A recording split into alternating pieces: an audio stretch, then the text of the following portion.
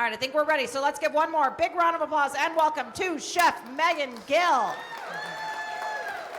Thank you. Thank you.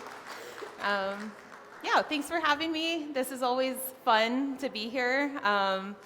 And like it was mentioned, it's an excuse to come back home and experience the fair with everybody and be in the great state of Texas. So very, very fortunate and very grateful to be here. We are making brisket tacos today. I do a variation of a taco every year. Just it seems like the right fair Texas blend thing to do.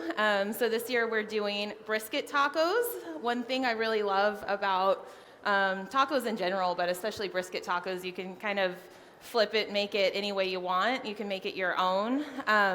I love really spicy things, so I always put a ton of salsa and jalapenos and whatever else on it, but you can totally make it a barbecue taco, you can make it a quesadilla, whatever your heart desires.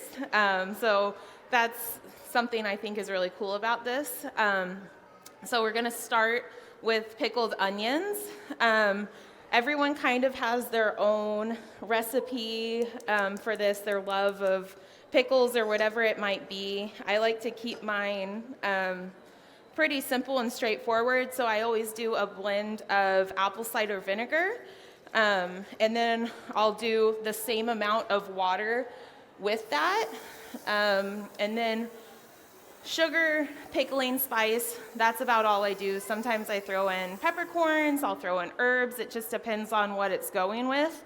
For this, I like to keep it pretty mild, straightforward, something that doesn't overtake the flavor of everything else going with this. So we're just gonna go ahead and let this start to heat up. Once this starts boiling, we're gonna go ahead and pour it over our onion, and then ideally, you let it sit overnight. All the flavors start to marry together.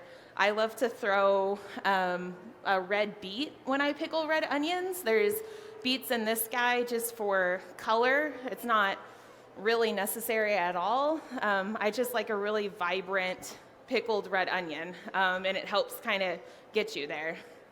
So while that's going, let's go ahead and start our rub for the brisket. This also pretty straightforward. Some people go crazy with their barbecue rubs. Some people only do salt and pepper. Again, this is something you can kind of cater to your own taste. I like to I'll do kosher salt. Needs to be kosher salt because you get that flakiness, that grittiness. It helps form that crust. Coarse ground black pepper. That can be hard to find at the store sometimes. A lot of the times it's just the milled black pepper. So I really recommend investing in a spice grinder. You can get them Amazon. I'm sure you can get them at Central Market or at any grocery store around. But they're really nifty, and fresh spices are almost so much more fragrant and flavorful, and it might not seem like it makes a big impact, but it makes a huge difference in the flavor profile of whatever you're working on. So coarse ground pepper, did brown sugar, I do granulated garlic and onion, and then paprika, I do some variation of chili powder. I like to do ancho powder, but if you don't have ancho, you can do regular chili, whatever you guys have on hand.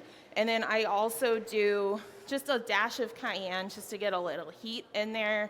It doesn't overpower it. It just adds that extra layer of flavor. So one thing I really like about this rub too is this is something you can kind of mix and forget about. I normally have a tub of this just ready to go in my pantry because it's very versatile. You can put it on really anything. You can do chicken. I'll rub pork shoulder with it, ribs. So it's just something really cool to have in your pantry. It is important when you mix this that you make sure you get all the little clumps and bits out. So if you have like a fine mesh strainer around, it's not a bad idea. Just run it through and make sure you get all the gross bits out. Because as I'm sure everybody knows, humidity is spice's enemy, and it all can clump together sometimes, and that's no fun for anyone.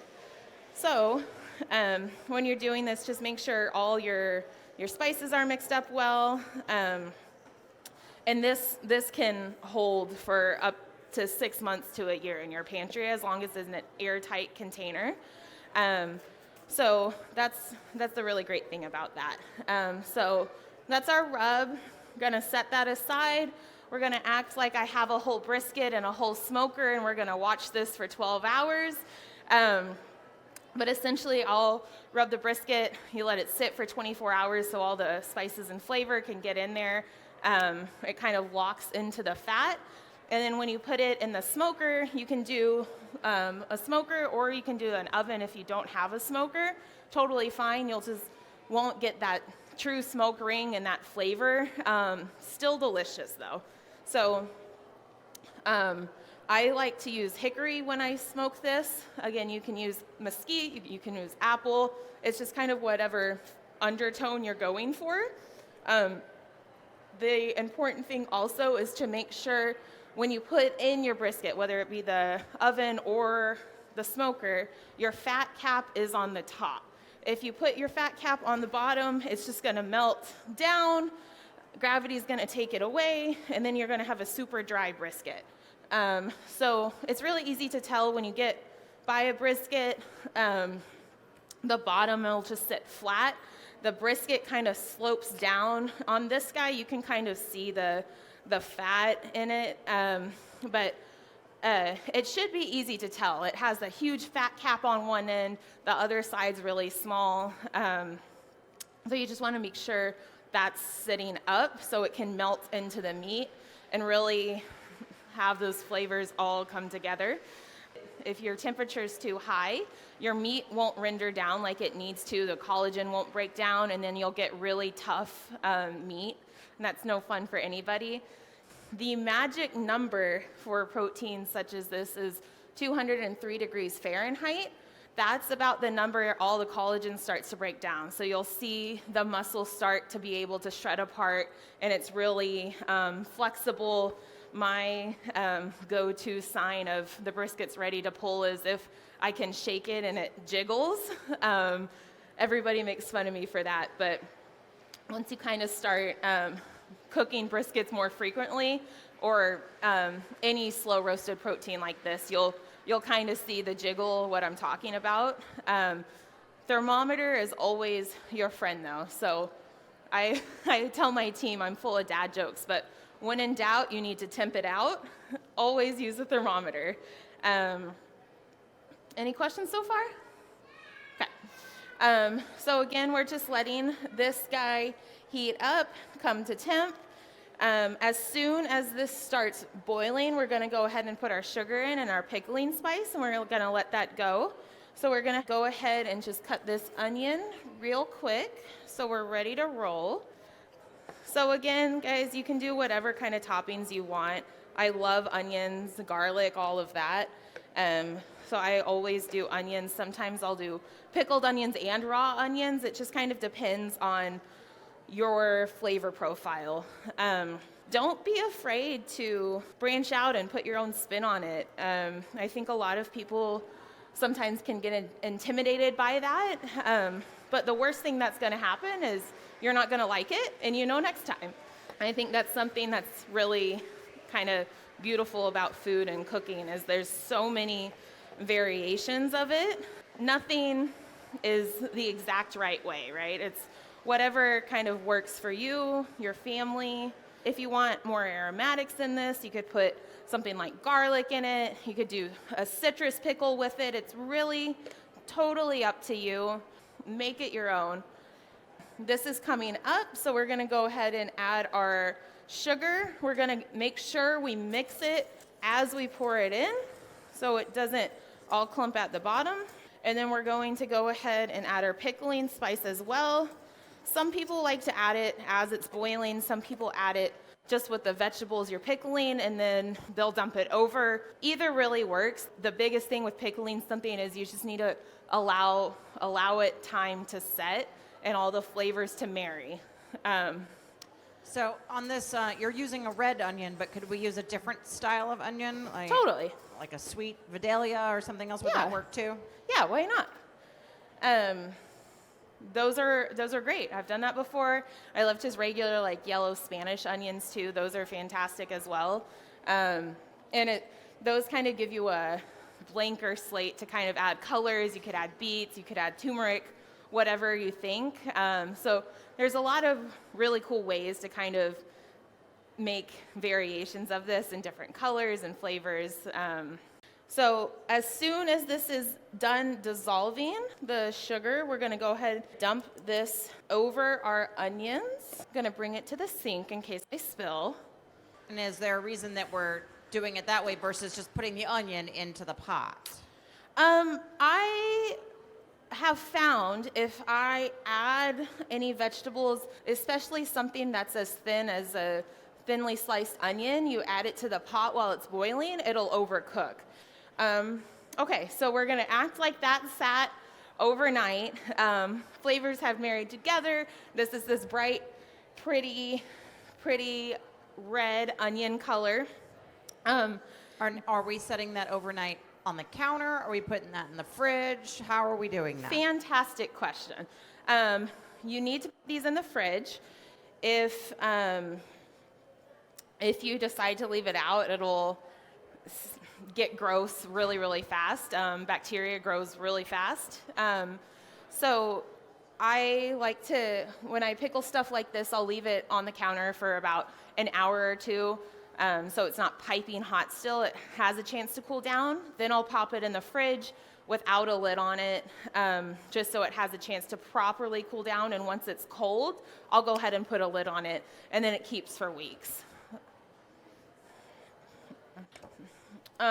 Okay, so this is our 12-hour hickory smoked brisket that we have now taken out of the smoker. It has our beautiful rub on it. One thing I like about this too is everyone kind of has their own preference of how they like their brisket. So some people like to slice it, some people like to chop it up. I say if it's on a taco, it should be chopped, but to each their own. It shouldn't be hard to cut through. It should be like butter, right? And I don't know if you guys can see. Yes. You have the initial fat cap, the first cap meat, and then more fat in these guys, but you can kind of see the tendons really pull apart easily. That should be the case for yours. If for whatever reason it's not, you can just pop it back in, it's fine. Especially when I was younger, I might have pulled out a brisket too early. We really needed it for service or something. We start cutting into it and realize the top part's didn't hit that 203 yet. We would just wrap it back up, wrap it tight in some foil, and pop it back in until it hits that temperature, and you're totally fine. So I'm just gonna go ahead and start chopping these guys. Chef knife, cleaver, whatever works. When we're talking about that 203 temperature, is it like it just has to get to 203 and we're done, or does it need to stay at 203 for a while? So it just needs to hit 203. Once it hits that, you're okay to pull it out. The brisket is normally such a big cut of meat anyway. Once you pull it out, it'll have carryover, so it'll continue to rise slightly, and then it'll kind of level out and you can cool it down. But great question. It just needs to hit that threshold and you're good to pull it out. And when we're temping, and we put our temperature probe in, where are we putting that in? Like the big, thick, fatty section, the lean section? Yes, so you want to make sure you put it in the thickest part of really whatever you're cooking. But the thickest part of the brisket, you also want to be sure it's not temping the fat, because that can read a lot higher than the muscle can. So you want to make sure it's inside the meat and not the fat. Otherwise, you're going to get a read that's not accurate. Okay, so I made a tomatillo salsa today. Again, this is something that kind of flex to whatever your preferences are. Like I mentioned earlier, I like stuff that's really spicy, so I tend to do like a green spicy salsa. Salsa rojo would be perfect with this as well. You can do habanero, you can do no salsa. If you just like hot sauce like tomatillo or something like that, totally fine too. This is gonna be in your home. Do what y'all want.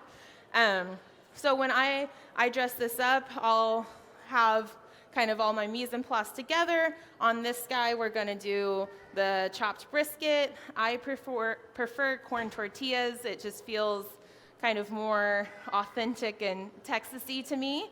But if you'll like flour, totally fine too. This is still gonna be delicious with it. So go ahead and put your chopped brisket on. I'll put a few pickled onions on this guy. And then these are just some candied jalapenos.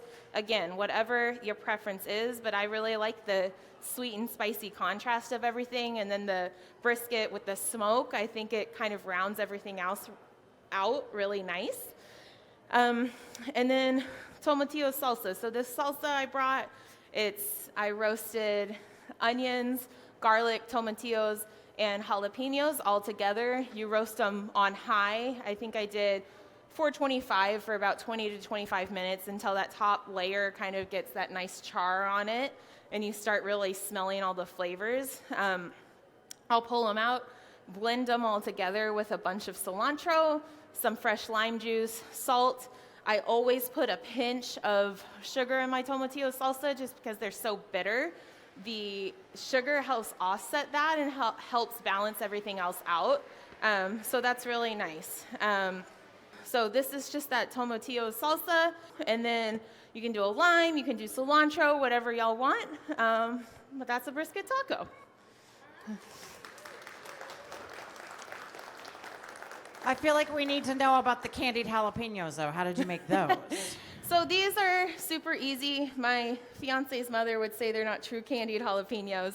It's essentially just apple cider vinegar, a ridiculous amount of sugar. You boil that until it's a syrup. You add in sliced jalapenos and kind of let that cook down for about 4 minutes. I'll take the jalapeno rounds out, let that reduce for about another 4 minutes, and then just pour the syrup over it. Again, let it set overnight. It's delicious. I feel like all of this we're going to make in advance, and then we're going to invite friends over and they can assemble their own tacos, and we don't have to do any work. Exactly. Right? Like, we're going to do all the work beforehand. Exactly. This is a really good sized taco too. I mean, this is a sample. So, all right, well, everybody, let's give one more big round of applause and thank you to Chef Megan Gill for being with us. Thank We're coming you. all the way from Connecticut to be with us today. Thank you.